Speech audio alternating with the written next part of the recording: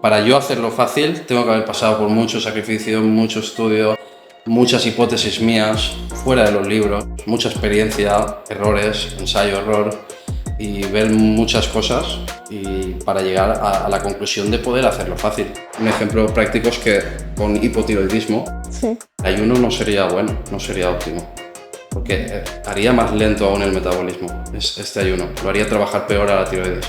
Todo lo que sea volver un poco a la naturaleza, no es nada esotérico, venimos de eso, aunque nos vendan otra cosa, este tío está rayado, está flipado, lo que sea, no es así. Eso hay estudios científicos, lo que pasa es que no te salen en los medios de comunicación.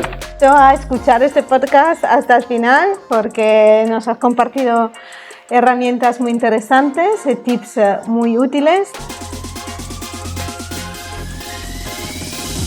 Bienvenidos y bienvenidas a un nuevo episodio de MioBio Podcast, un lugar de confianza donde vamos a hablar de todo lo que rodea el mundo del deporte y a través de la historia inspiradoras de nuestros invitados haremos visible lo invisible.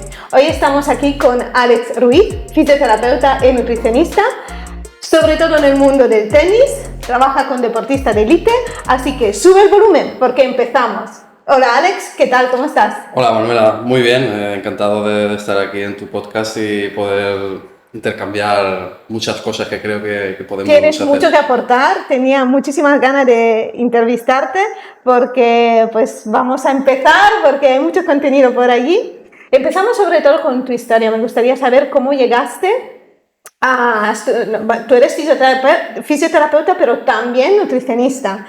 ¿Qué es lo que te ha inspirado a formarte en dos disciplinas y bueno, cuál es tu historia? Sí, pues a ver, yo creo que mi historia tiene mucho que ver con el gen de querer ayudar, de querer cambiar el mundo de alguna manera, ¿no? Desde mi posición. Es verdad que a nivel familiar todos nos hemos dedicado a la salud y al deporte y evidentemente yo soy el hermano pequeño, somos 3 hermanos. Ajá. Y yo he recibido todas las influencias anteriores a mí. Por lo tanto, yo creo que, bueno, está bastante claro que es algo que ya me venía de casa y nada, empecé estudiando fisioterapia con 18 años, después estudié osteopatía, me fui a Francia a trabajar también como fisio en hospitales, en clínicas privadas, en muchos sitios en Francia. Fue una experiencia muy buena que recomiendo a todo el mundo, sobre todo cuando es joven, que más tiene que aprender. Y ya después hice un posgrado en psiconeuroinmunología, que es como... Luego ya nos contará sí, cómo lo aplicas. Como salud global. Y por último ya estudié la carrera de nutrición. Y nada, así ya cerré el círculo para tener ya todo lo que quería yo tener en la cabeza como controlado para poder abordar a cada paciente, todos los públicos en general, en mi clínica y online que trabajo también, o en el mundo del deporte que estoy más metido sobre todo en el mundo de la raqueta, el tenis y el pádel. Vale, y trabajas obviamente con deportistas de élite y viajas con ellos también. Sí, como tengo esa doble faceta de fisioterapeuta y nutricionista, con uno de los diversos tenistas con los que trabajo, tengo la suerte de trabajar, viajo como fisio. Entonces me siento un afortunado porque me permite ver desde dentro el mundo de la ATP y de la WTA, que es la ATP femenina, ver desde dentro cómo funciona, porque es un mundo muy complejo, es muy pequeño, es verdad que es muy pequeño, pero es muy complejo porque lo que se ve desde fuera no tiene nada que ver con lo que se ve desde dentro. El control de los tiempos, cuando se juega el partido, que se retrasa, que llueve, es decir, hay muchos factores que pueden influir en la supuesta teoría que un nutricionista desde fuera puede mandar a su tenista o a su deportista, porque dentro cambia absolutamente todo y yo como estoy dentro pues ya sé cómo funciona, sé los pormenores de este mundillo y como fisio nada, al final también me permite tener esos conocimientos más de preparación física, de lesiones, de patología. Junto con la nutrición me permite abordar a cada deportista, a cada tenista desde una visión mucho más global y por lo tanto yo creo que a mí me da una ventaja competitiva que al final se traduce en mayor beneficio para el tenista en este caso o el jugador de pádel, para que haya una mayor prevención, sobre todo, que para mí es lo más importante, una mayor prevención, que no ocurran las cosas o que ocurran menos o con menos intensidad y si ocurren, porque a veces es inevitable, porque los calendarios en el mundo de la élite son atroces Muy intensos. incluso ahora están medio en huelga y pensando a ver si quejándose. En el mundo del fútbol pasa lo mismo, quiero decir, porque es que al final están muy cargados de torneos, poco descanso y después ya los que están más top, aparte ya el tema de los anuncios publicitarios, los compromisos con las marcas, que cuando van al US Open a Nueva York pues tienen que quedar con Calvin Klein, con no sé quién, con marcas de tenis y hacer sus anuncios. O sea, es brutal la cantidad de estrés emocional, aparte del físico, que suelen tener los deportistas de élite, tanto los de arriba como los de más abajo, que para mí son de élite igual. Claro, claro, wow, cuántas cosas. ¿Cuáles podemos decir que han sido tus logros o desafíos acompañando a esos deportistas de élites en estos viajes, en estas trayectorias largas también? Sí, bueno, logros. Una es lo que te decía, como adelantarme a los sucesos que puedan ocurrir. Una, porque estoy dentro y viajo desde dentro y veo desde dentro cómo funciona todo. Y la otra, por mi visión de fisio, de PNI, de nutrición, pues al final hago una conjunción y en mi cabeza hay unos algoritmos que nos permiten a mí desarrollar estrategias preventivas y también de tratamiento más avanzadas. ¿En algún caso específico como...? Bueno, el mundo del tenis y del pádel, pues hay mucha competición seguida y, por ejemplo, el tema de la regeneración muscular, sobre todo, y inmunitaria, es muy importante porque a veces en 3 días, juegan 3 partidos. Incluso un mismo día, si ha llovido, tiene que jugar al día siguiente 2 partidos seguidos. Entonces ahí el cuerpo es el que es, la energía es la que es. Entonces ahí tenemos que aplicar estrategias, por ejemplo, ahora se llama biohacking, pero vamos, son estrategias para acelerar el proceso de recuperación, como el calor, el frío, el contacto con la naturaleza.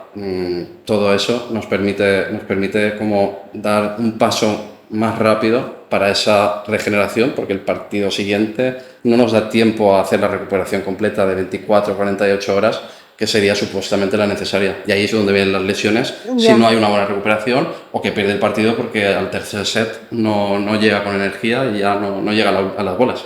¿Y algún ejemplo en concreto de dónde has aplicado estas estrategias de biohacking, de contacto con la tierra, etcétera? Esta semana pasada, justo con uno de mis tenistas, madrileño, Miguel, jugó un partido de 3 horas y teníamos menos de 24 horas hasta el siguiente partido y le pregunté si había sauna, por ejemplo, en su hotel, donde estaba, que no me acuerdo en qué zona era.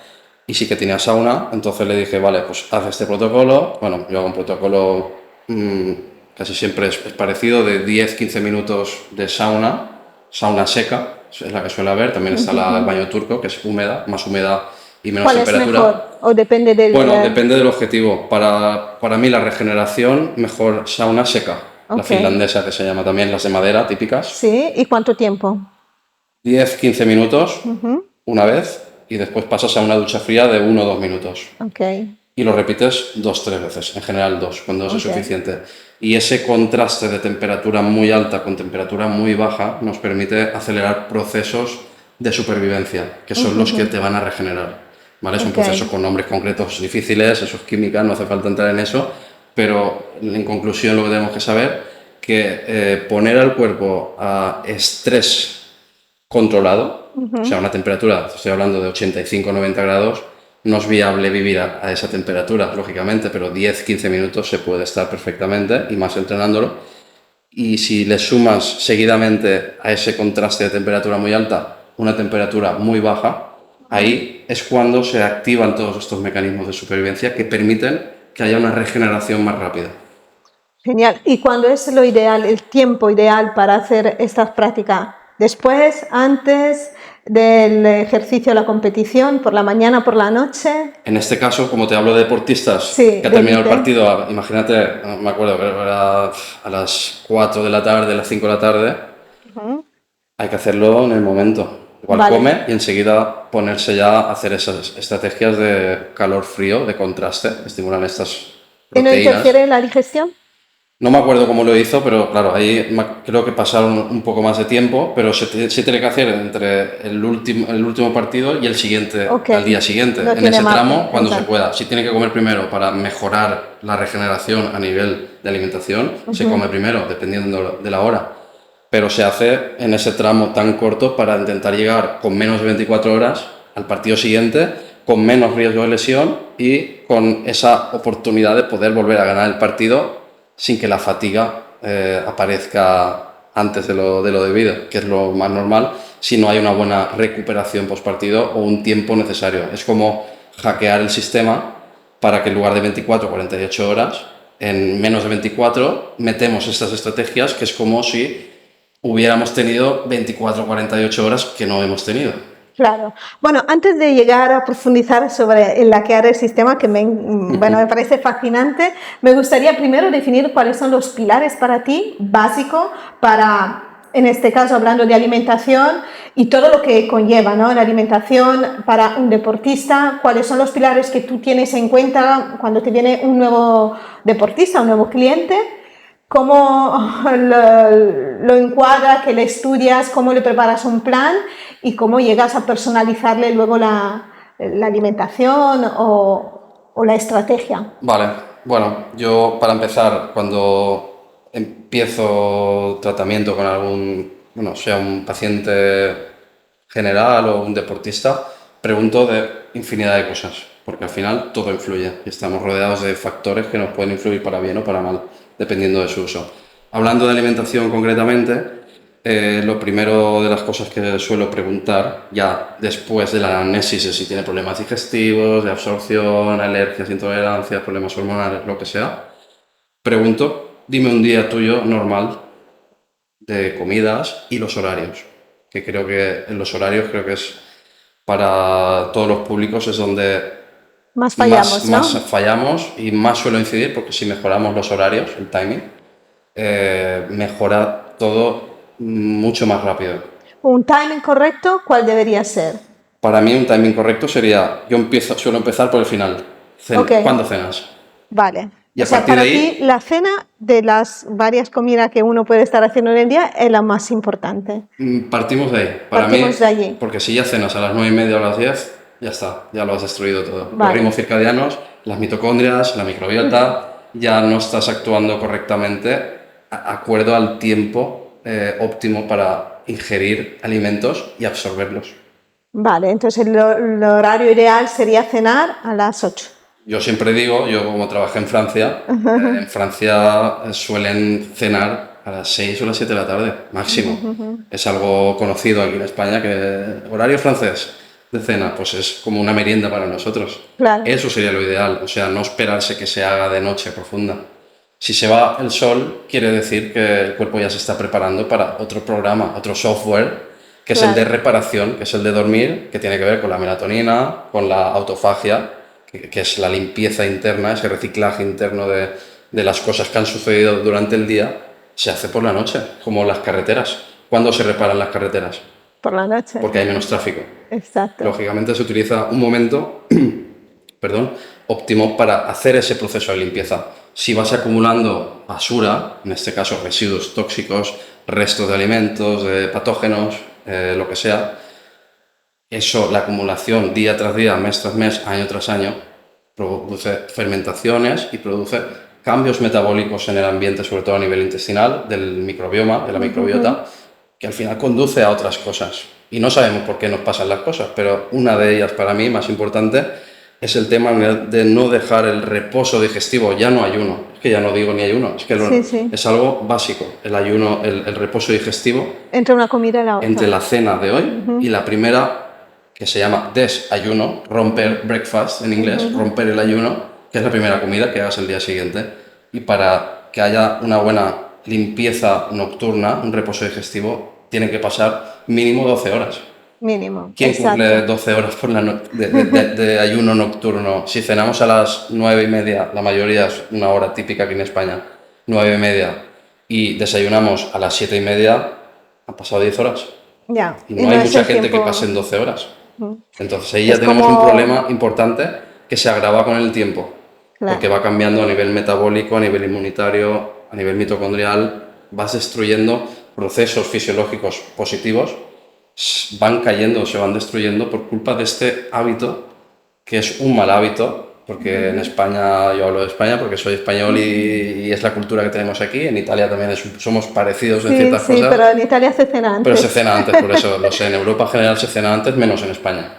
Sí. Y eso es un poco relacionado con la cultura de terminar También más con tarde. las horas de luz, porque aquí oscurece más tarde. Pero aquí en invierno no oscurece más tarde de las 7. Ya, sí. O sea, en Francia, yo vivo en París, pues a las 3 o las 4 ya se está haciendo de noche, evidentemente, pero aquí son las 6:30, 7. O sea, ahí es cuando deberíamos estar cenando. El tema es el tema laboral. Vale, pero exacto, en la vida práctica, quizá un deportista un deportista de élite puede intentar ajustar estos horarios dependiendo de cuándo tenga torneo, partidos, etc. Pero un deportista más amateur que tiene que compaginar su deporte con el trabajo y la familia, ¿cómo puede organizarse este timing horario que sea por lo menos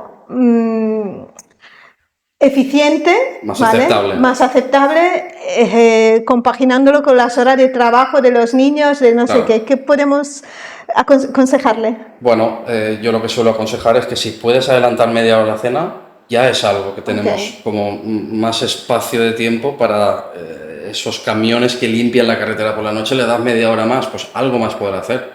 Quiero decir, todo lo que puedas adelantar. Y habrá días que será imposible porque llegas a las 10 a casa, porque los niños, porque lo que sea. Yo entiendo la vida de la gente, yo explico la fisiología y después la intento adaptar. Por eso tenemos otras estrategias como no cenar, hacer un ayuno. Ahí sí que es un ayuno. Sería hacer una merienda más tardía, un poco más completa, en el sentido de que se parezca más a una cena que a una merienda típica.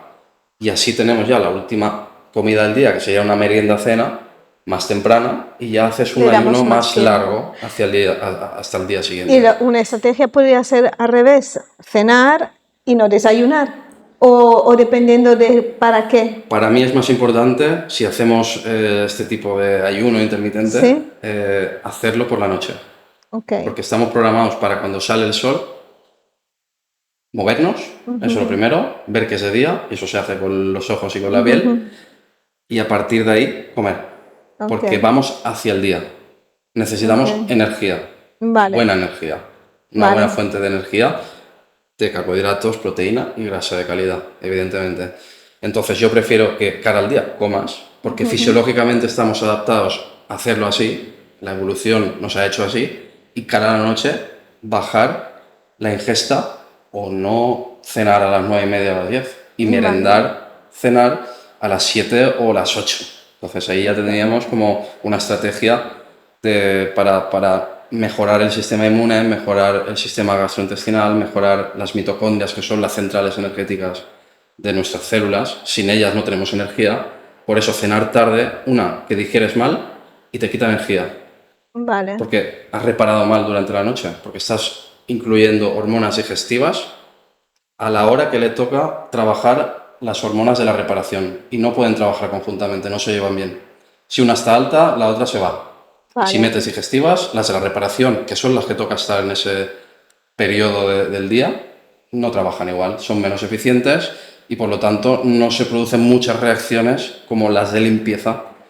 Tenemos el sistema detox, está ahí. Eso es el sistema detox. Es el gran sistema detox. Utilizar nuestro propio sistema del cuerpo. Dormir cuando toca dormir y no estar digiriendo cuando toca dormir, sobre todo. Y dejando ese espacio de tiempo necesario para que el camión de la basura pase por toda la ciudad, por todo el pueblo. Yo vivo en un pueblo que siempre explico, que pase por tu calle, por la mía, que están en los lados contrarios del pueblo. Pero si pasa por la mía y por la tuya no pasan 7 días, ahí se van a acumular, te van a acumular gases, olores, ratas. Quiero decir, lo explico así para que entiendan que al final eso tiene consecuencias.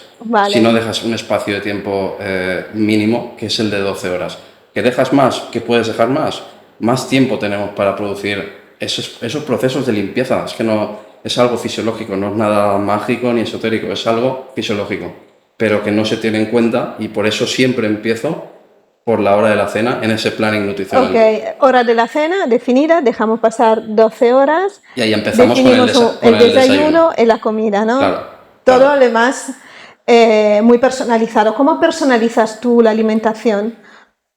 Bueno, sabiendo mucho sobre el paciente o el deportista, es verdad que con los deportistas hago más excepciones en este tema de las comidas, porque Sí. ahí priorizamos durante temporada, durante campeonatos, el rendimiento.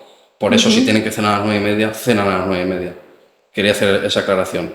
Y eso lo suelo compensar con periodos de ayuno fuera de competición, Okay. para intentar regenerar de una manera más drástica en poco tiempo, porque no lo podemos hacer durante competición, porque no es viable quitar energía de la nutrición, de la alimentación, porque ese tenista, en mi caso, tiene que tener los nutrientes para repararse y para aumentar los depósitos de glucógeno que necesitará para llegar a cada pelota del partido y llegar al tercer o cuarto set o quinto, dependiendo del torneo, con unas condiciones óptimas y garantías de poder ganar el punto y que no se lesione.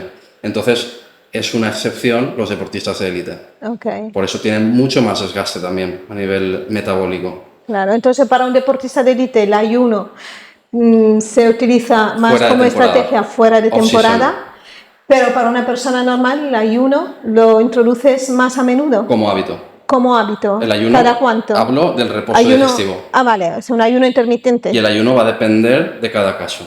De cada caso, porque, por ejemplo, un ejemplo práctico es que con hipotiroidismo, Sí. el ayuno no sería bueno, no sería óptimo.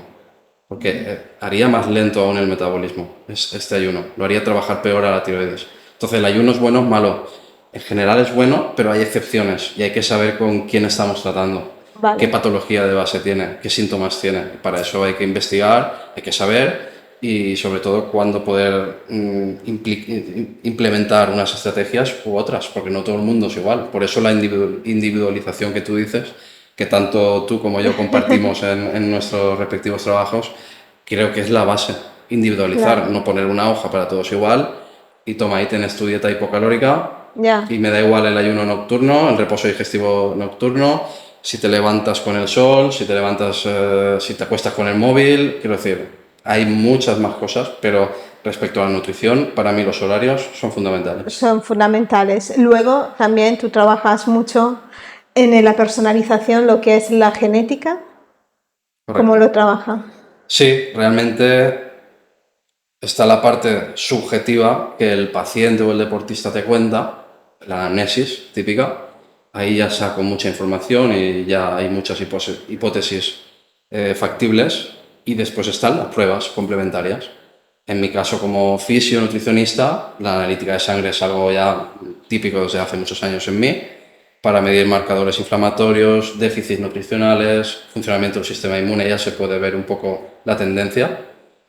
Y después ya a nivel más deportivo, sobre todo, utilizo análisis genéticos que se hacen con la mucosa bucal.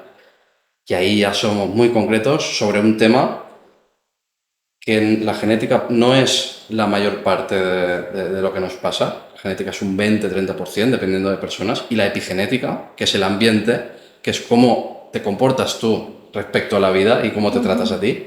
La alimentación, el sueño, el deporte, las relaciones sociales, el contacto con la naturaleza. Eso también influye en la epigenética, que es el 60-80% Que de lo también que nos sucede, para bien o para mal. todos esos hábitos que tenemos, como, como nos relacionamos con nuestro entorno, etcétera, puede hacer que active o desactive ciertos genes también, ¿no? Claro, Por claro, eso claro. La epigenética se basa en eso, en activar o apagar los genes que nosotros tenemos. Si tenemos buenos hábitos, se van a apagar malos genes que todos tenemos y se van a activar buenos genes, básicamente. Por lo tanto, se van a transmitir proteínas, se van a desencadenar reacciones químicas favorables para nuestra salud. Entonces, la genética, por lo que te decía, lo suelo utilizar sobre todo en el mundo del deporte porque es algo más concreto y nos permite sacar ese 10, 15, 20% de información extra para saber si, por ejemplo, se absorbe bien los carbohidratos, de dónde sacas tú mayormente la energía, si es más vía ácidos grasos, vía hidratos de carbono, si la cafeína, por ejemplo, la metabolizas bien o no la metabolizas bien, y eso influye en cuándo la debes tomar antes del partido, si media hora antes o 2 horas antes, porque si eres metabolizador lento, la tienes que tomar previamente, tienes que 1 hora o 2 antes para que empiece a hacer efecto cuando el partido ha iniciado. ¿Y esto se puede ver también a través de un estudio metabólico o son cosas diferentes? Por ejemplo, la cafeína o si metabolizas bien la creatina y te sirve como suplemento, que es muy conocido y funciona muy bien, está muy estudiado, se trata de enzimas que tienen que ver con los genes. Vale. Pero la cafeína, por ejemplo, es muy fácil ver, no hace falta una analítica genética para ver si te sienta bien o no. Si tú tomas cafeína a las 12 del mediodía y no puedes dormir, tú eres metabolizador lento. Okay. Eso quiere decir que tú tardas mucho, tu hígado, las enzimas hepáticas, tardan mucho en metabolizarlo. Por lo tanto, te va a dar más síntomas secundarios. ¿Cuáles pueden ser? Taquicardia, Vale. aceleración, nerviosismo, ¿vale? Todos los típicos síntomas de la cafeína, que es un estimulante al final. Y hay gente que toma cafeína a las 10 de la noche y duerme como un lirón. Entonces, ahí no hace falta genética, ya se puede ver preguntando cómo te siente la cafeína, ya sabes qué genética tienes sobre la cafeína. Claro, hay muchos más aspectos que se miden en estos análisis genéticos sobre preparación física, sobre sueño, los genes reloj, que tienen que ver si eres más nocturno o más diurno. Bueno, eso me interesa mucho porque siempre, bueno, cuando era pequeña siempre me picaba, ¿no? Con mi hermana, que una era más diurna, la otra era más nocturna. Yo, por ejemplo, disfrutaba más estudiando por la noche. Ella, lo contrario, más despertándose pronto. A mí, si me dejabas dormir por la mañana, era más contenta. Claro. Entonces, esto tiene que ver con esto, pero es también parte de nuestro metabolismo. Es genética. Esto viene en tu libro de instrucciones. En tu caso, si te gustaba estudiar por la noche, eres más búho, como se suele decir. Bueno, no sé. Alargas más el día y estás incluso más concentrada por la noche. Y eso tiene que ver con la genética, con los genes reloj. Y eso es genética, puramente. Okay. Entonces, yo tengo tenistas, por ejemplo, que tienen esa genética nocturna, pero no me conviene que alarguen ese horario hasta las 12 de la noche. Quiero que descansen porque es uno de los pilares fundamentales en el deporte y en la gente en general. Claro, entonces tú, una vez que tienes estos datos, ¿cómo lo gestionan? Por ejemplo, ahora, si tu tenista tiene un reloj más nocturno, donde quizá se sentiría mejor jugando por la noche, pero el partido es al mediodía. Allí, ¿cómo gestionas su reloj para que puedas optimizar, rendir el máximo en sus malas horas, por así decirlo? Ahí sería la gestión de los horarios del amanecer y el irse a acostar, o sea, cuando te levantas y cuando te acuestas, y sobre todo ahí sería muy importante el tema de la suplementación. Utilizar ciertas cosas que te estimulen cuando toca que estés estimulado, que sería en el partido. Porque, claro, a esta persona, por ejemplo, que dices tú, típica de que tiene un gen nocturno, le vendrá mejor jugar de tarde hacia noche, lógicamente, porque está más concentrado y tiene, o sea, la vasodilatación, la sangre llega mejor a los tejidos, a la musculatura. Entonces ahí las estrategias son, primero, levantarte a una hora temprana, con los hábitos que tocan, ver el sol, activarte como toca, hacer las comidas en el tiempo, dependiendo del horario del partido, para llegar con los depósitos llenos desde el día anterior, obviamente, y utilizar suplementos específicos, puede ser cafeína, puede ser beta-alanina, pueden ser nitratos, que es un extracto de remolacha. De la remolacha. Y a cada uno, dependiendo de la genética, de cómo le sienta, si le sienta bien, si le sienta mal, pues ya es jugar individualizando siempre para que si es un jugador nocturno pero no puede tomar cafeína, pues tengo que tener otra alternativa. Claro. Entonces ahí tengo toda esa información de ese tenista en concreto, y yo en mi cabeza tengo todos mis algoritmos para intentar llegar de la mejor manera para que pueda rendir el máximo, aunque no sean sus horas óptimas. Claro. Porque todos sabemos cuando rendimos más, cuando rendimos menos, cuando tenemos sueño. Tú lo has dicho, tú eres más nocturna y estudias mejor por la noche. Eso es una genética nocturna de búho, como se llama. Y tu hermana, pues más alondra, que se llama, que es otro animal más matutino y tiene más concentración y más energía por la mañana. Por la mañana. Y eso es genética. Ya. ¿Y cómo puedes coincidir dos personas? Es genética. Bueno, interesante. Has hablado de muchísimas cosas, me gustaría ir profundizando en varios temas. Has hablado de suplementación, es importante como un apoyo, ¿no?, a la nutrición. ¿Y cuáles son los suplementos más imprescindibles para ti? que todo deportista debería tomar. O aquí también, imagino que sí, hay que hacer una cierta personalización. Pero ¿cuáles son en línea general los fundamentales que casi deberíamos tomar todos? Bien, todos son los deportistas. Vale, hacémoslo para las dos personas. En general, un deportista de élite, un deportista más amateur. Vale, en tema más deportivo, déficits que veo en analíticas muy comunes suele ser el hierro y las vitaminas del grupo B y el magnesio, y además otra cosa que se ve muy a menudo es el colesterol bajo. La guerra al colesterol entonces que se ha está hecho bien. hasta ahora. La gente dirá, entonces está muy bien, colesterol bajo, salud. Pues no es así, porque el colesterol es materia prima para muchísimas cosas y sin colesterol no hay supervivencia. Eso para empezar, y forma parte del cerebro, o sea, toma de decisiones, concentración. La Pues vaina de explícanos mielina. un poquito más eso, en qué sentido ayuda a tomar decisiones. Para mí colesterol bajo es malísimo porque el cerebro y la vaina de mielina, o sea, lo que envuelve la médula espinal, o sea, la transmisión eléctrica de los impulsos nerviosos para que ejecutar órdenes, para mover un brazo, o para yo pienso esto y quiero hacer esto, esos tejidos en gran parte, la mayor parte, es grasa, y de esa grasa gran parte es colesterol y omega 3, que es otro de los que hablaremos. Entonces, si hay colesterol bajo, el cuerpo tiene que priorizar a funciones de supervivencia y no las tiene para otras cosas. Entonces, el colesterol actúa como precursor de hormonas sexuales, quiere decir testosterona y estrógenos. Y si hablamos de testosterona, tanto en hombres y en mujeres, es fuerza y concentración y muchas más cosas, no voy a meterme más. Es transformación de la vitamina D de cuando te dan la piel. Ahí hay un metabolito que está formado por colesterol. Si no tenemos suficiente colesterol, es más difícil transformar la vitamina D del sol en la piel para que vaya al hígado y al riñón y se convierta en una forma activa de vitamina D. Por eso hay gente que toma el sol pero no le sube la vitamina D, porque tiene colesterol bajo. Entonces, sin colesterol no tenemos hormonas sexuales imprescindibles para todo, deporte y fuera del deporte. Vitamina D, bilis. La bilis en gran parte también tiene colesterol y la bilis es un líquido, vamos a decir, imprescindible para digerir las grasas. Y las vitaminas liposolubles como la A, la D, la E y la K, o sea, súper necesarias, para antioxidantes, inmunitaria, piel, lo que sea.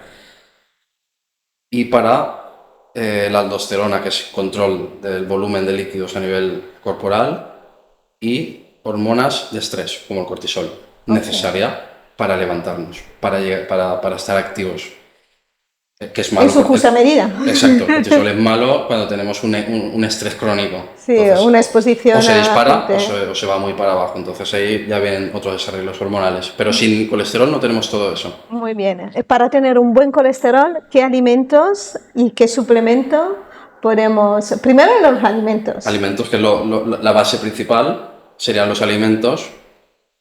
Yo siempre recomiendo para subir el colesterol, donde más colesterol hay, evidentemente aparte de los huevos, productos animales y lácteos. Lácteos, pero ¿todos los lácteos valen? Yo utilizo de cabra, sobre todo, oveja un poco. ¿Leche cruda? Ahí entramos. Pasteurizada. No sé, aquí es difícil encontrarla. Es difícil encontrarla por la legislación a nivel sanitaria. Pero bueno, leche cruda hay alguna cosita, se encuentra. Hay poco, pero es difícil. Yo prefiero, entre uterizada, que es el proceso más dañino para degradar todas las cosas buenas que pueda tener un producto lácteo, es el peor, la uterización, está la pasteurización en medio, que sería un proceso previo a la uterización, que es meter calor también, pero menos que la utilización, y ya después ya sería la leche cruda, que es muy difícil por legislación. Sí, en cuanto a leche cruda, tomarla sí, pero quesos de leche cruda sí que es más fácil encontrar. Entonces, cabra o oveja y búfala. ¿Y por qué? Porque la proteína de la vaca podríamos decir, que es así, yo siempre lo explico, que es muy grande, y la proteína del resto de animales que hemos dicho es mucho más pequeña. Más similar. Es más asimilable y para el sistema inmune genera menos reacción. Y por lo tanto es menos gasto de energía que tenemos disponible para otras funciones.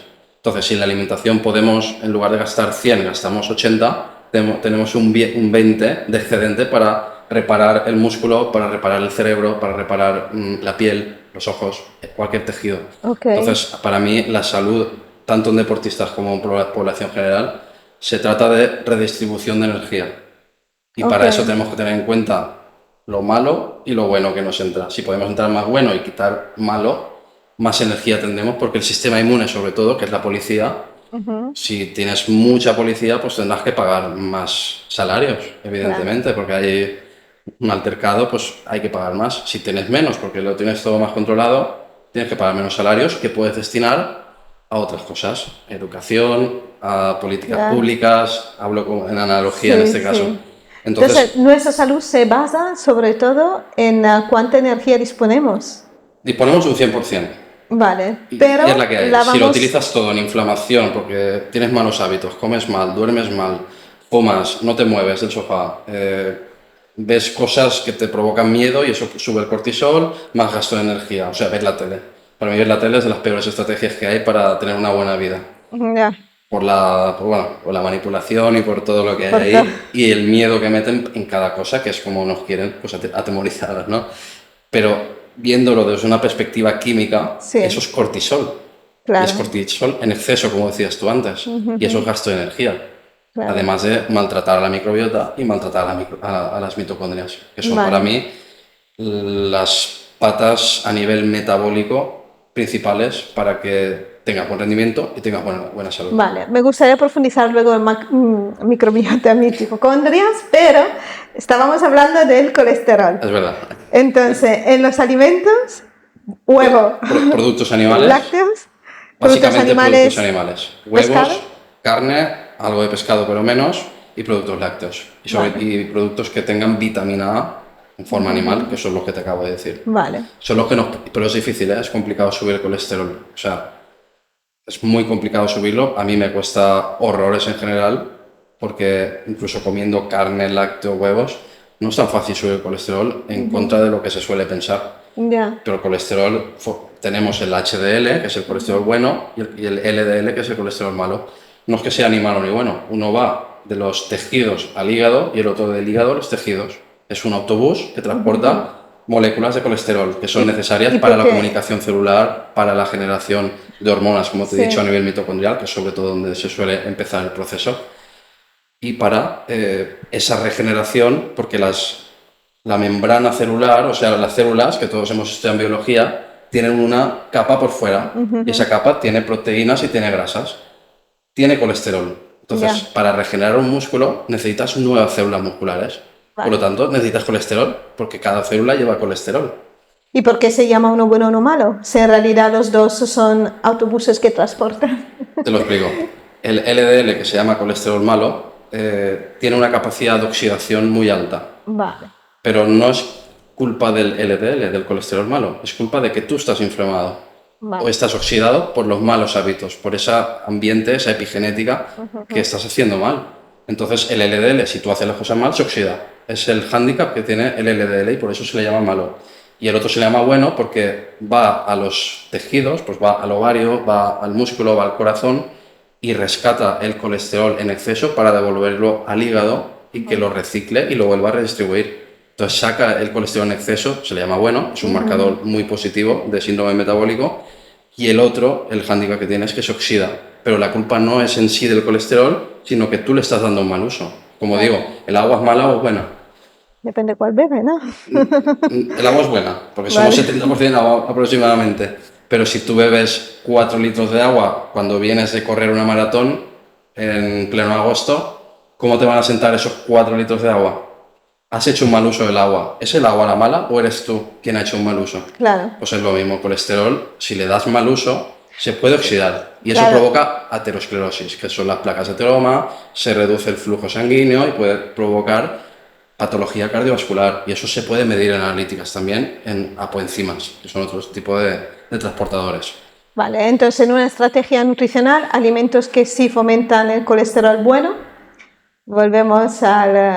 Carne de la mejor calidad posible, huevos camperos a ser posible, porque tienen una mejor composición nutricional, y lácteos de buena calidad, sobre todo de cabra. ¿Y cuáles son los que hay que evitar que fomentarían más Los que todos sabemos. Todos. Azúcares, procesados, harinas refinadas, grasas trans, o sea, todo lo que no es un alimento natural, que no nos da la naturaleza, que ha pasado un proceso que son 1000 cosas que han añadido, han quitado y han modificado todo, que eso no es un alimento. Claro, es un producto, pero alimento no se le puede llamar. Y eso es lo que es sube. Un producto comestible, pero no significa...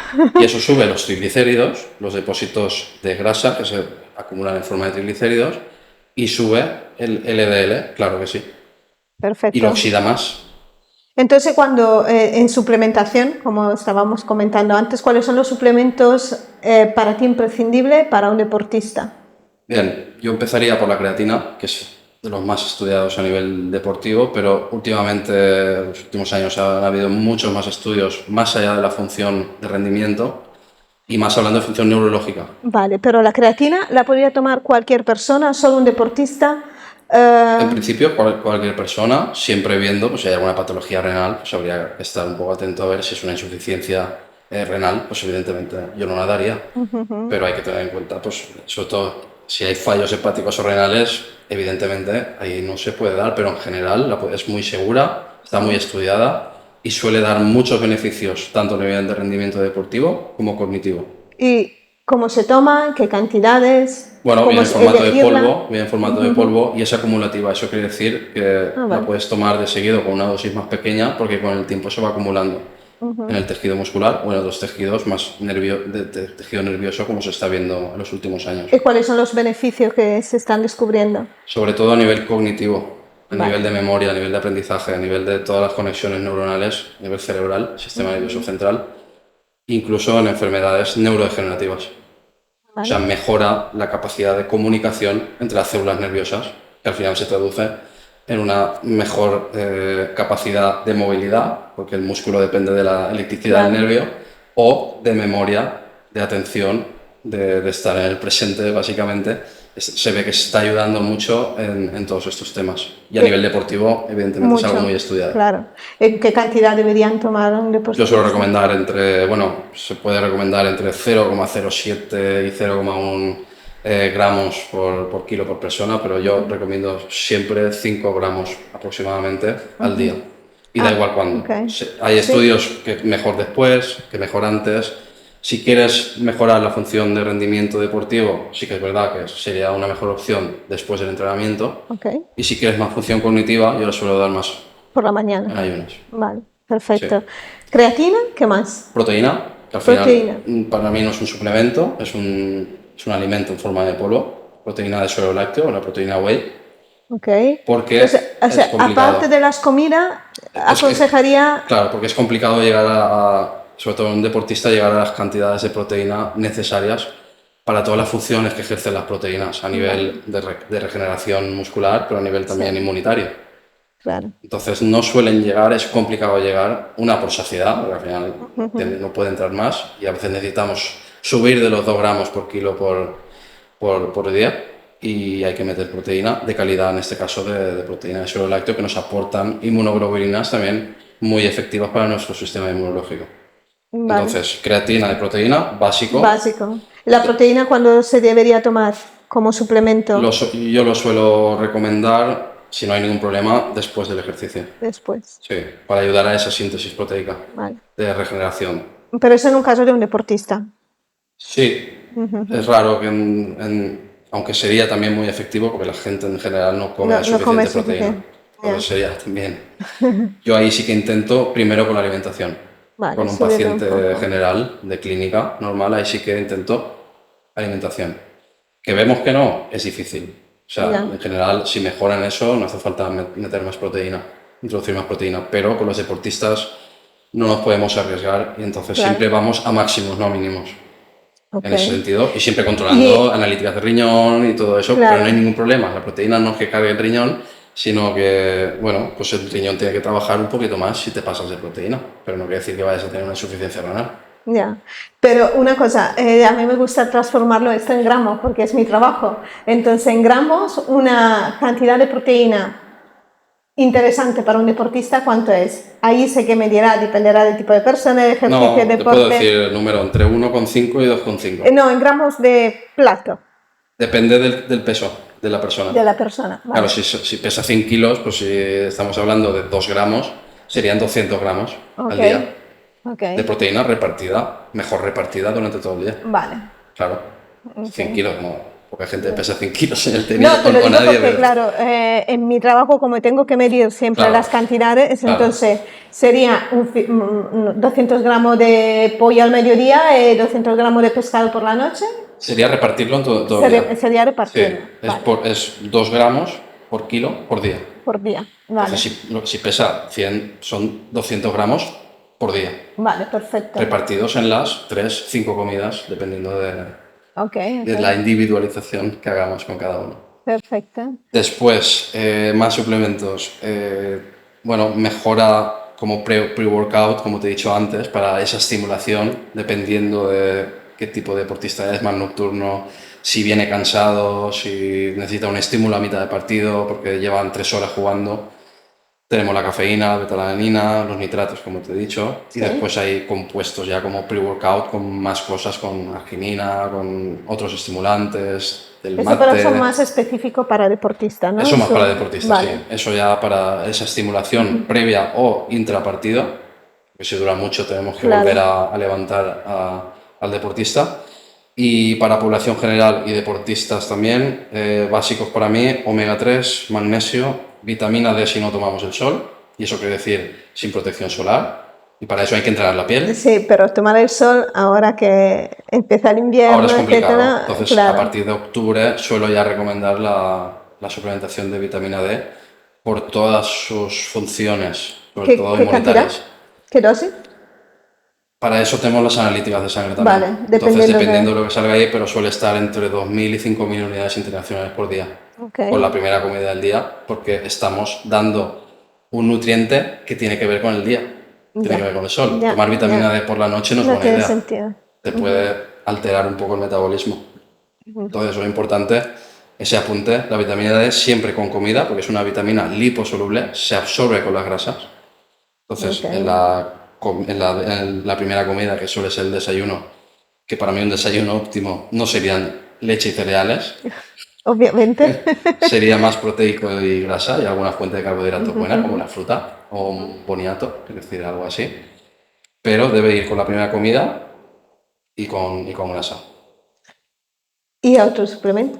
Y vitaminas de grupo B por su función en la mitocondria, en la activación de todos los procesos que tienen que ver con la mitocondria. Las vitaminas de grupo B, vitamina B1 sobre todo. Pero un complejo, sería un complejo. No, a veces hay cosas concretas, sí veo algo muy concreto, pero no es lo más habitual. Entonces un complejo de vitaminas de grupo B, que solemos estar deficitarios, sobre todo de vitamina B1, de vitamina... La B6 no solemos ser mal. Hasta la B12 somos deficitarios. El ácido fólico y la B12. Entonces... omega 3, magnesio, vitaminas del grupo B, vitamina D y si te puedo decir alguna más, pues sería la vitamina C, por su función cardiovascular, por su función en la síntesis de colágeno, por su función inmunitaria. O sea, tiene muchas funciones la vitamina C, sobre todo cardiovascular, que es la menos conocida. ¿Se puede tomar regularmente?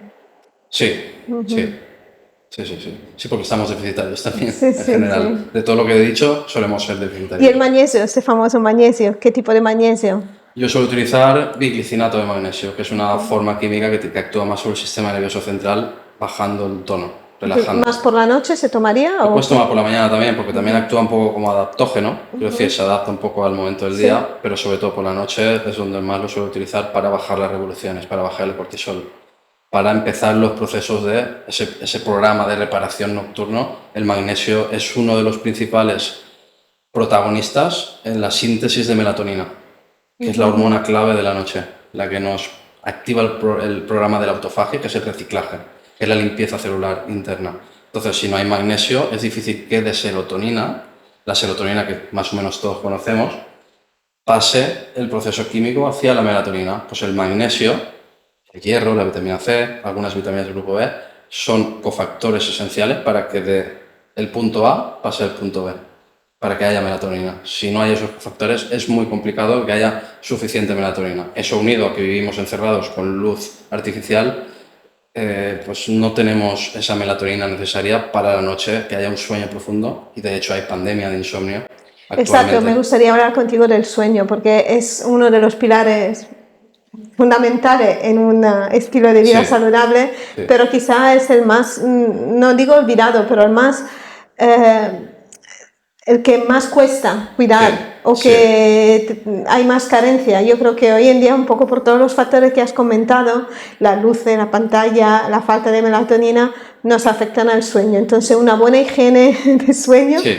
¿cuál puede ser? Sí, es verdad lo que tú dices, que la forma de vida que tenemos destruye completamente nuestro sueño fisiológico, porque ya nos levantamos con el móvil, nos acostamos con el móvil, si no es la televisión, vivimos encerrados, aunque estemos, por ejemplo, aquí en España o en Italia, es decir, zonas mediterráneas que tenemos sol, o incluso hay estudios en Canarias de estudiantes de medicina de hace muchos años que tenían carencia de vitamina D en Canarias. Cuando tienen sol gratis todo el año, absorbible a nivel de vitamina D, quiero decir. Bien. Y eso tiene mucho que ver, el sol tiene mucho que ver, es uno de los principales protagonistas en ese reloj biológico que te va a inducir el sueño.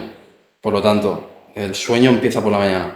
Yo te decía antes, el planning nutricional a mí empieza con el horario de cena. Pues el Eso. planning de la higiene del sueño empieza por la mañana. Vale. Tú empiezas a secretar melatonina a nivel subcelular con el amanecer, con esa luz. Exponiéndote al sol. Exacto. Entonces nosotros tenemos que levantarnos y salir, mirar el sol o salir a la calle o... Lo ideal es salir a notar la temperatura que hay real externamente, que no es la de dentro de casa, esa es artificial. Sí. La temperatura y la luz ya nos dicen a nuestro cuerpo, a todas nuestras células, en qué hora del día estamos. Y ahí empieza el programa del día. Si tú el programa del día lo empiezas más tarde, el nocturno también empieza más tarde. Si tú te levantas y estás una hora con el móvil, con la persiana bajada y con la luz blanca, que no es la que toca ahí, debería ser roja e infrarroja, del móvil, empieza el programa del día de activación más tarde. Entonces ya empezamos el nocturno también, se va retrasando también, todo se retrasa. Vale, entonces lo ideal sería alimentarnos, amanecer, Y salir a la esa ventana. luz rojita que nos Sí. gusta del amanecer y que es muy agradable, esa ya empieza a secretar serotonina Pero, sobre todo y melatonina. ¿cuánto tiempo deberíamos conectar El que con puedas. esto? Que pueda, y si no tienes Si son tiempo. 5 minutos, 5 minutos. Si son 2, por lo menos ya son 2 que te ha dado el fresquito de la mañana y la luz y la piel se han enterado de que es de día. Ok, Ya es solo muy con eso, si importante, puedes ¿no? estar media hora, mejor, cuanto más azúcar, más dulce. Vale, entonces el tema de la exposición a la luz es súper importante para la exposición a la no luz, que es la El nocturnidad sueño. y es el sueño. Entonces empieza por el día, nada más salir el sol, empieza nuestra preparación para la noche siguiente. Vale, ¿y qué otras cosas podemos hacer para mejorar el sueño, para tener este sueño reparador de limpieza? Sí. ¿Qué podemos hacer? Porque cada vez es más fácil despertarse por la noche, que haya Claro, el sueño como ya hemos interrumpido. comentado, lo de la cena temprana, eso cambia radicalmente. Yo veo muchos pacientes que cuando adelantamos la hora de la cena mejoran el sueño, mejoran la calidad del sueño y los despertares, sobre todo la cantidad de despertares, que es algo muy habitual también. Y después las pantallas de luz azul, cuando toca ver oscuridad o luz roja y metes luz azul, que es como si comparáramos es la luz del mediodía. Ya. Entonces tu cuerpo de repente cree que estamos a las 12 del mediodía. Entonces no activa los procesos de la noche. Entonces Como lo la de ver melatonina. una película para dormirse Horrible. no vale. La película a mediodía. Al mediodía. Por la noche, Por la un noche libro. lectura, luz cálida, luz tipo amarillo, luz roja incluso, que hoy en día hay muchos, dispositivos normales, baratos, que se pueden enganchar a la luz y te produce una luz roja que simula al fuego de nuestros antepasados en el Paleolítico, que es la que estamos acostumbrados y es la que tiene que ver con el atardecer, que es luz roja. Y si puedes ver el atardecer, aún mejor. Eso sería la forma natural, o sea, mucho mejor, siempre. Pero luego, después de haber visto el atardecer, debería irte a dormir. Claro. Claro. Es que biológicamente estamos destrozados porque la vida no está adaptada a nuestra biología, la vida actual del siglo XXI. Han cambiado tantas cosas que ya no tienen nada que ver con nuestra genética, biología, por eso están pasando tantas cosas hoy en día a nivel de enfermedades. Bueno, tú que trabajas con muchos deportistas de élites que también tienes que hacerte a sus viajes, sus ritmos, Sí. etcétera. En tu caso, ¿cómo compaginas tu vida profesional con tu estilo de vida? ¿Cómo lo compaginas? Porque muchas veces tenemos que cuidar a los demás, cómo entras. Es el típico fallo de los que intentamos cuidar a los demás. Los últimos somos nosotros, ¿no? Y en mi caso ahora mismo es tal cual porque el nivel de cortisol, el nivel de estrés que tengo ahora, porque atiendo muchos frentes y me gusta todo lo que hago, es el problema que tengo.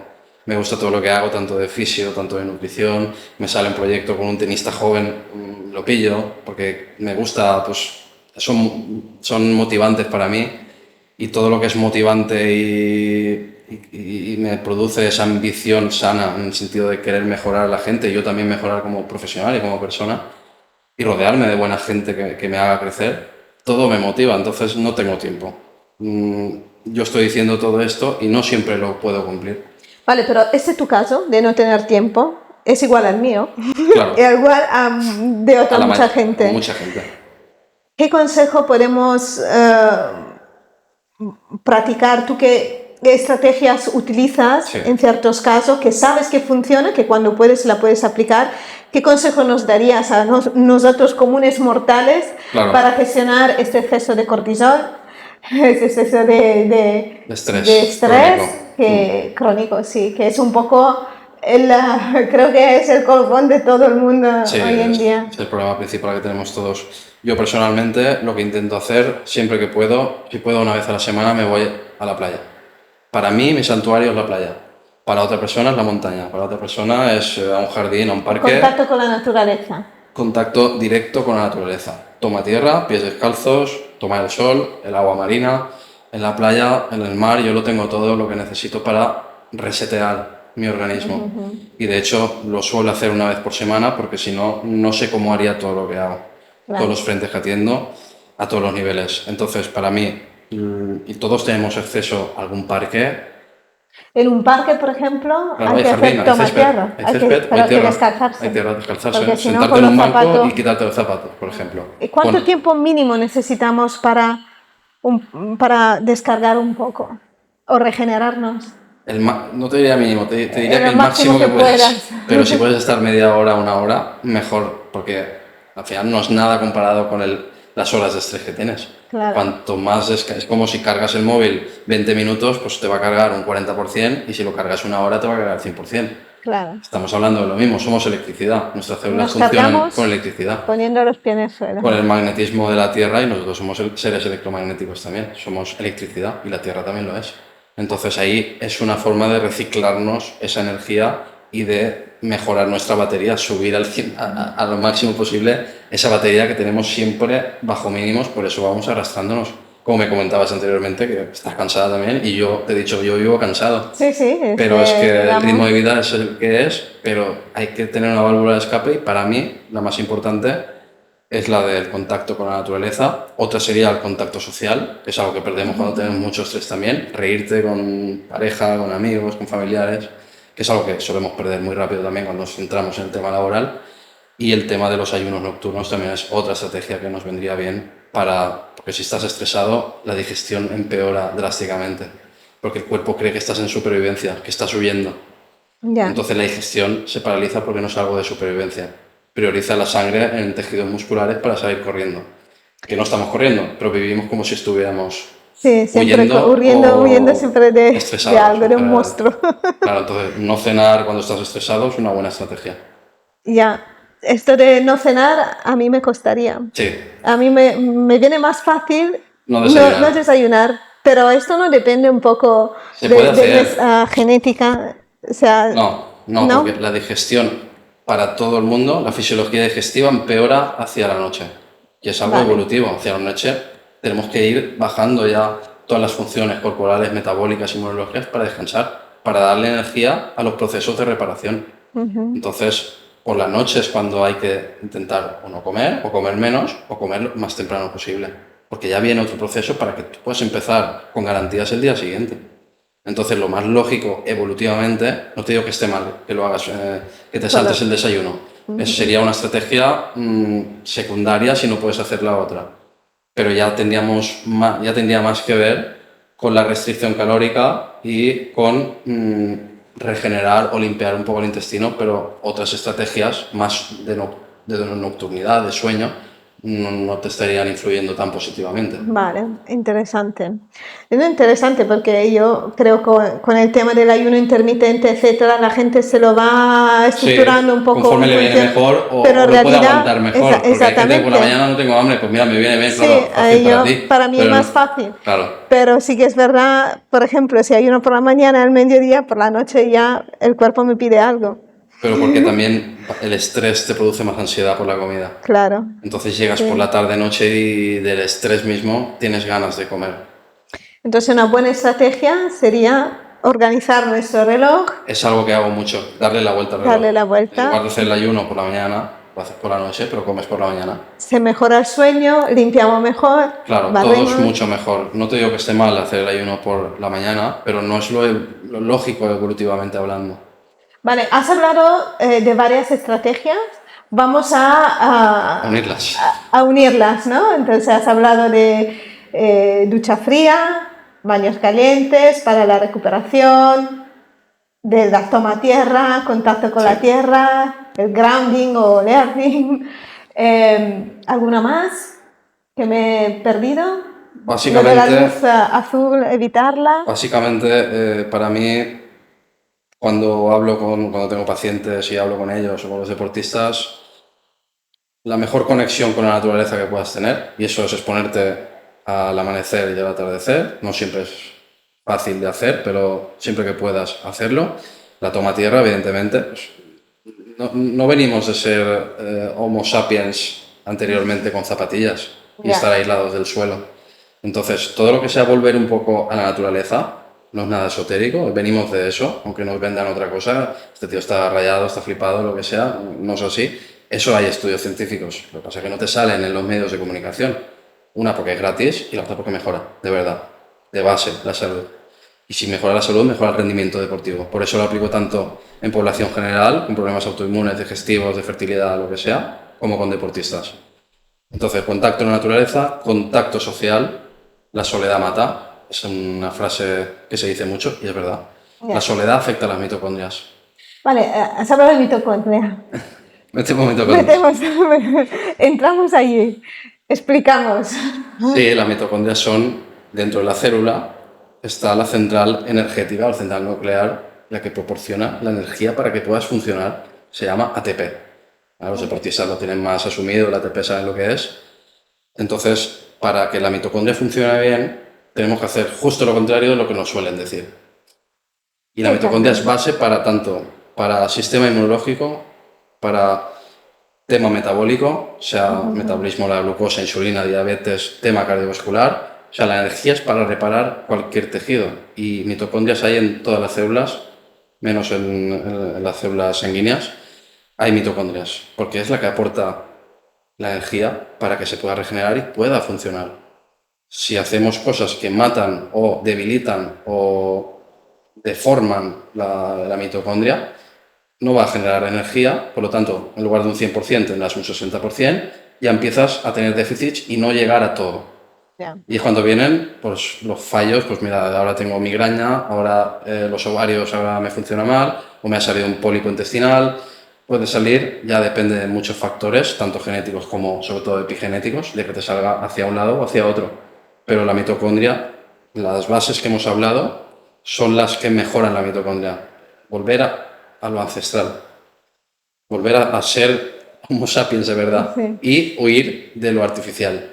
Es muy complicado, lo sé, porque huir de las luces blancas del móvil y todo eso es muy complicado, y a nivel de alimentación, comer alimentos. Podemos decir que en la sociedad moderna estamos todos con un 60% de batería, o sea, de energía. Me parece mucho. ¿Te parece mucho? Claro que sí. O sea, que estamos a un menos del 50%. Es que no puede ser que por lo que supuestamente ha avanzado la medicina, sobre todo en cirugía sí que ha avanzado muchísimo, ¿verdad? Pero no puede ser que cada vez haya más enfermedad cardiovascular, más cáncer, más enfermedad autoinmune, más diabetes. No puede ser. Que está fallando, si ha avanzado la medicina en general. O sea, nos hemos cargado nuestro estilo de vida real, nuestra genética no es la que tenemos ahora, nos la estamos cargando. Estamos huyendo de lo bueno y encima nos dicen que el sol es malo, que el ayuno intermitente es malo, o sea, Y eso sale en prensa porque yo lo he visto y Sí, bueno, sí. me enfado porque yo ahí veo, me manipularán en otras cosas, pero por eso intento no ver la televisión y los medios de comunicación. Pero en eso es difícil que me manipulen porque estoy muy al día de la Claro. realidad en los estudios científicos, de verdad. Entonces te tratan de poner el mundo al revés, que lo bueno es malo y que lo malo es bueno. Ya, Entonces, para yo lo que intereses que luego claro, hay intereses. Yo alimentan lo que trato de otros. hacer desde mi humilde punto de vista y posición, que no soy nadie, pero bueno, si puedo cambiar la forma de vivir, de cuidarse a todos los que estén a mi alrededor, que acudan a mí como pacientes, familiares, lo que sea, pues para mí ya es un logro. No puedo cambiar el mundo en general, pero para mí cambiar el mundo es empezar por lo que tengo cerca y Claro. desde mi punto de vista Y también humilde. compartiendo conocimiento Y para que hoy, más gracias a personas. ti, pues difundiendo un poquito más Claro. todo esto que estamos hablando. Bien, y hemos hablado antes, tú y yo, de la parte de gastronomía de herencia. Sí, Allí, que tenemos varios puntos en común, me gustó porque, claro, no todos los nutricionistas tienen en cuenta factores importantes como puede ser la forma de cocinar o ciertos claro. alimentos. ¿Tú cómo los cuidas, cómo lo gestionas con tus deportistas? Claro, ahí, bueno, ya depende de dónde estemos. Pues no es lo mismo ir al US Open, que hay un buffet, que para mí eso es el cielo, que irte a otro país o en un torneo menor, que tienen tres cosas y a lo mejor alguna no está del todo bien cocinada, a lo mejor en el sentido de que se ha tostado demasiado o no está hecho del todo. Ya. Y ahí pues ya no depende de mí, pero si lo veo, pues sí que digo, mira, esto mejor no lo tomes porque se han pasado con la temperatura o se han pasado con el aceite o no está del todo hecho y, por ejemplo, lo crudo pues lo evitamos cuando viajamos porque no sabemos el proceso de congelación cómo ha sido, la cadena del Los frío. crudos, pero ¿te refieres a verdura cruda o también? No, hablo más de proteína, Pescado crudo, o de vale, carne incluso. carne cruda. Claro, eso Sí. lo evitamos siempre, al igual que evitamos productos tóxicos como la acrilamida, que tú sabes perfectamente cómo se produce un aumento de temperatura demasiado Exacto. exagerado, pues A la hora de cocinar, sobre todo los hidratos de ¿cómo carbono. cocinas? Claro, los hidratos de carbono con algún aminoácido se suman Sí. y ese tostado del pan o de la patata, que queda muy bien y es muy crujiente, eso realmente es acrilamida. Es ese tostadito tan rico, no es bueno realmente. Entonces ahí sí que tratamos de evitar ciertas cosas. La mantequilla de cacahuete, que es algo que la gente no para de tomar y cree que es buena, para mí no es buena. Es verdad que tiene mucha inflamatorio. proteína ya, pero bueno, igual el yeso también tiene mucha proteína, comete el yeso. Quiero decir, tienes que ver el conjunto global, no porque Sí. tenga mucha proteína quiere decir que sea bueno. Es una óptimo. cosa interesante también con el aceite, pasa muchas veces, Claro. dice, no, es que eso es un aceite vegetal, es Ah. más sano que no sé qué, ¿no? Ah. Un aceite vegetal Sí. está refinado. Otro- Yo es que tengo mucha manía con los aceites. Sí, los aceites vegetales o la margarina, que la gente lo toma creyendo que va a evitar un infarto Ya. con la margarina sobre todo. Los aceites vegetales se oxidan mirándolos, temperatura Sí, ambiente. Ya te estás metiendo en el cuerpo un alimento oxidado. Exacto, O sea, ya estás aumentando el riesgo cardiovascular directamente y la inflamación. exacto. Por lo tanto, vas a gastar energía en neutralizar eso y no lo vas a tener para otras cosas. Entonces, el tema de aceites, margarinas, todo lo vegetal en ese sentido de esas grasas vegetales, Refinados, sobre todo. eso para mí es el anticristo, podríamos decir, es el diablo. Vamos, eso es lo primero que digo, girasol y resto de semillas, ni lo mires, tíralo. Margarina, si tienes, tírala. No se lo Pero des ni a en tu peor aceite, enemigo. ¿no? En aceite, porque semillas... Sí, en aceite, en aceite. Sí, en aceite. semillas Hablo de aceite. en, La extracción sí, del aceite de las exacto, semillas. sí. Las semillas bien utilizadas, bien fermentadas para que actúe como un prebiótico, como la chía, el lino, todas estas semillas se pueden utilizar como una estrategia para mejorar la microbiota, como un prebiótico que da alimento a esos bichitos que tenemos que nos ayudan en infinidad de funciones a nivel metabólico, inmunitario, digestivo, todo, Muy bien. absorción. Alimentos aliados de nuestra microbiota. Bueno, ahí tenemos los prebióticos, uniendo el hilo, el tema de prebióticos, hay varias estrategias. Podemos hacernos en casa, en nuestra cocina. Sí, uno es el alimento, las verduras sobre todo, es donde más prebióticos como la inulina, por ejemplo, que a lo mejor es más conocido para el público, no sé, pero la inulina es un prebiótico muy bueno que nos puede dar alimento a estos microorganismos buenos para generar un ambiente más saludable y por lo tanto mejorar todos los aspectos del cuerpo humano. El tema de frutas, el tema de, bueno, incluso de las proteínas animales también nos pueden ayudar como, en gran parte como prebióticos, e incluso la mantequilla con el ácido butírico es una grasa cortita, también mejora bacterias que aumentan la mucosa intestinal y por lo tanto nos mejora la inmunidad directamente. O sea, mantequilla, estoy hablando. Pero yéndonos al mundo vegetal, es el que más... Mantequilla normal, tradicional, mejor clarificada, tipo el ghee. Si la tienes clarificada como el ghee, tienes más cantidad de ácido butírico, que es el que también está en forma de suplemento, y a veces tenemos que recurrir al suplemento para mejorar una mucosa destrozada, una microbiota destrozada, para generar ese caldo de cultivo sano para que puedan venir microorganismos buenos y vuelvan a ejercer todas esas funciones que necesitamos para el correcto funcionamiento inmunitario y metabólico. Entonces, tema vegetales, tema almidón resistente, que sería otra, pero ahí ya hay que explicar un poco qué es el almidón resistente. Nosotros lo podemos dar así, ya resistente. Bueno, lo explicamos, que Sí. cuando cocinamos patatas, arroz, tubérculo en general, lo enfriamos, ¿no? Y a partir de ahí, ese proceso térmico transforma el almidón tipo 1, que son Exacto. cadenas de glucosas, que actúa como energía, en almidón tipo 3, que ya son otro tipo de cadenas, de amilopectina y amilosa, que no se absorben en el intestino delgado y pasan mayoritariamente al intestino grueso o colon para fermentar, para dar alimento a esas bacterias y que puedan crecer. Aquí tengo una curiosidad. Ok, se cocina, se deja enfriar y se come. ¿Se puede recalentar o ya cuando se recalienta ya hay una transformación allí? Sí, según estudios, si se lo recalientas a más de 100 o 110 grados, creo recordar, es reversible, vuelve al almidón tipo 1. Ok. Entonces ya no nos sirve como prebiótico, como mejora de esa microbiota y esa mucosa digestiva. Entonces lo ideal, yo como no sé los pacientes lo que van a hacer en casa, digo, tómatelo frío y si lo calientas, 20 segundos. O el arroz lo añades al final de ese batiburrillo de verduritas y carne que has puesto, lo añades al final para mezclar sabor, pero no que salga humo del arroz. Vale. Porque si no es reversible y ya no actúa como prebiótico y vuelve a actuar como energía, como glucosa. ¿Y la pasta? Sí, también todo lo que tenga almidón, ahí ya depende de la cantidad de almidón, de proteína que tenga cada alimento. Legumbres también, o sea, todo lo que tenga almidón en mayor o menor proporción nos puede beneficiar si lo dejamos enfriar para nuestra microbiota. Y después ciertas frutas como los arándanos también está muy estudiado que mejoran ciertas bacterias porque les da alimento a esas bacterias, muy beneficiosas para el sistema inmune.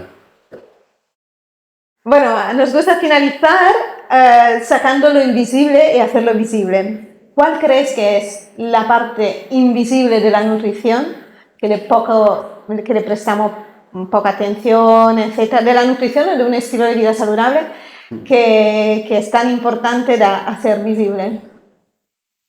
Para mí, la nutrición no se trata de matemáticas ni de aplicaciones y poner datos, va mucho más allá. Lo que no se ve yo creo que es todo eso que va más allá, porque la gente en general tiene la concepción de que el nutricionista es poner una dieta, te doy la hoja y te vas a casa. Y yo creo que, en mi caso, yo hablo de mí, personalmente, creo que no se ve todo lo que hay que calcular a todos los niveles, lo que hemos hablado durante toda la entrevista, a nivel de tiempo de comidas, qué tipo de alimento en cada parte del día es más óptimo para ti. Dependiendo de las analíticas, ahí hay un trabajo muy grande. O sea, analizar una analítica, valga la redundancia, es difícil, porque tienes que relacionar lo que está pasando en su cuerpo con lo que dice una hoja. Es una fotografía del momento. Y si ya genética o heces y microbiota y tal, pues aún tienes mucho más algoritmo. Entonces yo creo que la gente a veces no se da cuenta de que... Porque yo lo intento hacer fácil. Cambia esto. Eso hacerlo fácil es lo que creo que no se ve desde fuera.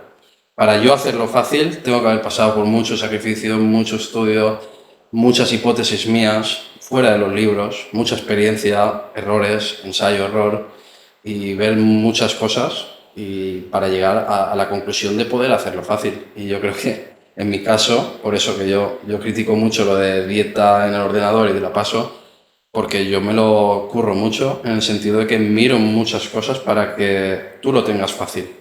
porque intento hacerlo fácil y que la comida sea súper agradable, que gastronómicamente entre bien y que al final los síntomas o la patología o la enfermedad que tengas pueda mejorar o te puedas bajar medicación, que es otro de los objetivos que suelo tener, o que ganes el partido porque has tenido la energía para llegar al quinto set. Entonces, para llegar a hacerlo fácil hay mucho trabajo detrás y yo creo que es lo que bueno, pero no es como recriminación ni nada de eso, quiero decir, hay mucho trabajo para cuadrar toda la información que tengo en la cabeza y hacértelo fácil a ti y que dé resultados. Genial, entonces a raíz de esto hacemos un resumen de cuáles son estos pilares importantes en los cuales tú trabajas para que cada persona sepa dónde tiene que poner el foco, no solamente en lo que estás comiendo, pero en todo lo que hemos hablado hasta ahora, ¿no? Sí, empezaría por el sueño. Sin sueño no hay reparación, por lo tanto ya empezamos mal. Después con el movimiento, el ejercicio físico. Fuerza, HIIT, funcional, aeróbico, pero fuerza que esté siempre. Evidentemente la alimentación, que por eso estoy aquí también. La alimentación es muy importante, cómo, cuándo y cómo hacerlo. Y después, como he comentado antes, pues el contacto tanto social como con naturaleza, para mí es como reconectarte contigo mismo, que al final se trata de conocerse a uno mismo para saber lo que tienes que hacer y no depender de un nutricionista, de un fisio, de un médico, de un psicólogo. Cuando más te conoces a ti, menos dependes del resto. Y yo creo que la salud y la prevención de la salud se debe basar en este autoconocimiento. Y para eso, pues bueno, tienes que hacer caso a gente que es más crítica y gente que va un poquito más allá de te duele esto, te doy esto, o un fisio que te duele aquí, te toco aquí y vuelve todas las semanas. O sea, todo lo que sea sintomático no llega lejos. Quiero decir, hay que tratar de ir mucho más allá, a la base del problema. Para eso hay que rodearse de muy buenos profesionales, como yo hago, aprender de todos ellos cada día. Soy una persona muy humilde en ese sentido porque tengo mucha ambición por aprender. Entonces, para aprender tengo que ser humilde, porque si creo que lo sé todo, ya no voy a aprender. Entonces, basarse en el autoconocimiento, y para eso hay que ser crítico, hay que leer, hay que saber diferenciar qué es manipulación, qué puede ser más verdad, qué es más sentido común, que al final lo que más falta hoy en día es el sentido común. Y yo creo que con eso, vamos, ya las personas pueden mejorar mucho de salud y dejar de depender de papá Estado, de papá consultorio de salud, de papá médico, de papá fisio, da igual el profesional. Yo soy fisio y nutri y yo digo, no quiero que dependas de mí, te enseño a que hagas las cosas, cuando tengas dudas vuelves, o ha pasado algo, o hay que cambiar suplementación o lo que sea, vuelves, pero yo no te quiero ver todos los meses, no por nada, claro. No tengo nada en contra de nadie, pero tampoco quiero que nadie me pague la hipoteca, una persona me pague la hipoteca de un año, claro. ¿Sabes? Entonces yo soy muy honesto en ese sentido y trato de educar a la gente a nivel nutricional y a nivel de hábitos de vida, porque yo creo que la clave para mí está ahí. Fantástico. Bueno, os invito a escuchar este podcast hasta el final porque nos has compartido herramientas muy interesantes, tips muy útiles. Pues nada, ahora llega el momento de firmar nuestra camiseta. Alex, esta es nuestra camiseta. Todos nuestros invitados, aquí como puedes ver, han dejado su huella. Elige un lugar donde quieres... A ver, ¿se lo ves? Que yo... Sí, ya lo tengo claro. ¿Sí? Dime, ¿dónde? El equilibrio, aquí en medio. ¡Ay! ¡Qué bien! Efectivamente nadie... No hay que ser radical.